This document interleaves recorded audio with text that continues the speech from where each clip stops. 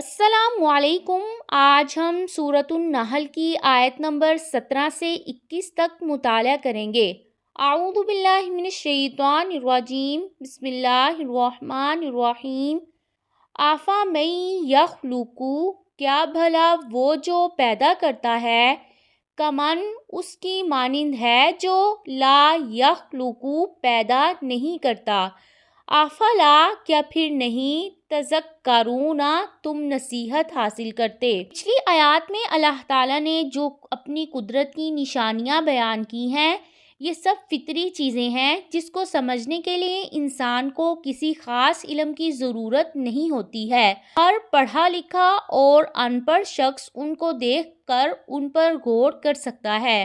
ایسی ہی چیزوں کو اللہ تعالیٰ نے دلیل کے طور پر پیش کر کے پوچھا کہ یہ سب کچھ تو اللہ تعالیٰ نے پیدا کیا ہے، اب تم بتاؤ کہ جنہیں تم اللہ تعالیٰ کے ساتھ شریک ٹھہراتے ہو انہوں نے کچھ پیدا بھی کیا ہے؟ اس آیت میں بتایا کہ نہیں، بلکہ وہ تو خود اللہ تعالیٰ کی مخلوق ہیں، پھر بھلا خالق اور مخلوق کس طرح برابر ہو سکتے ہیں؟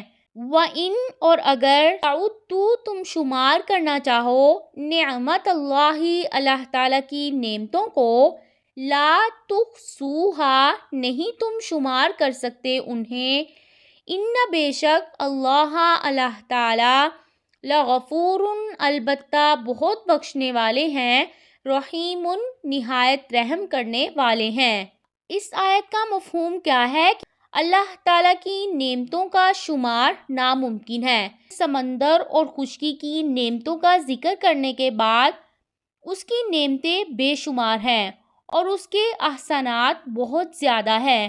آدمی انہیں پوری زندگی گنتا رہے تو پھر بھی نہیں گن سکتا، پھر جب انہیں گن ہی نہیں سکتا تو ان کا شکر کیسے ادا کر سکتا ہے؟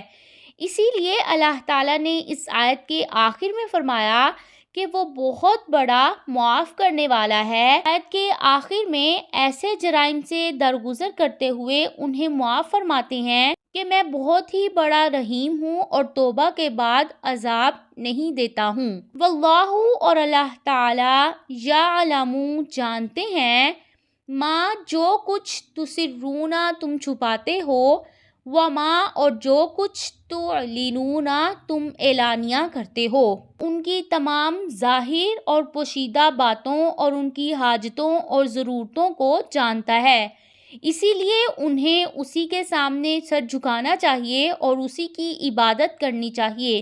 والذین اور وہ لوگ جو یدعون وہ پکارتے ہیں، من دون اللہ تعالیٰ کے علاوہ، لا یخلقون نہیں وہ پیدا کر سکتے، شیئا کوئی چیز، وہم اور وہ یخلقون اور وہ پیدا کیے جاتے ہیں۔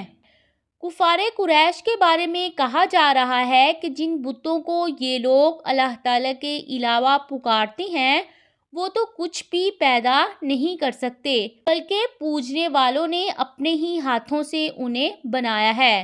وہ اپنے پجاریوں سے بھی زیادہ عاجز اور کمزور ہیں، جیسا کہ ابراہیم علیہ السلام نے اپنی قوم سے کہا تھا کہ تم اپنے ہاتھوں سے پتھروں کو کاٹ کر بناتے ہو اور انہی کی تم عبادت کرتے ہو۔ اموات مردے ہیں، غیر احیاء زندہ نہیں ہیں، وما اور نہیں، یشعرون وہ شعور رکھتے، ایان کب، یبعثون وہ اٹھائے جائیں گے۔ اس کے بعد اللہ تعالیٰ نے مزید تاکید کے طور پر فرمایا کہ وہ تو مردہ ہیں، نہ کبھی زندہ تھے اور نہ ہی مستقبل میں انہیں زندگی ملے گی، اور انہیں شعور بھی نہیں ہے کہ وہ کب اٹھائے جائیں گے، تو پھر وہ اللہ تعالیٰ کے سوا معبود کیسے ہو سکتے ہیں؟